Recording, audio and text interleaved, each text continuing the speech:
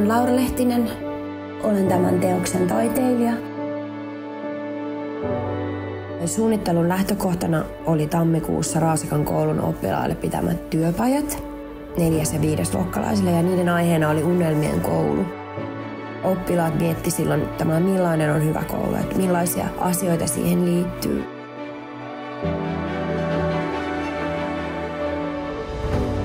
Teoksen nimi on Rauha.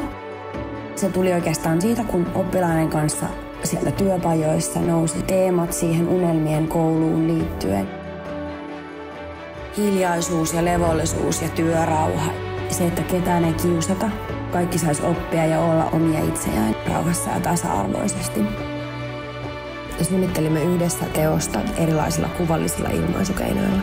Piirtämällä, värittämällä, leikkaamalla muotoja paperista.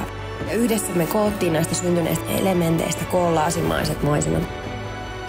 Toivottavasti miellyttää se lopputulos.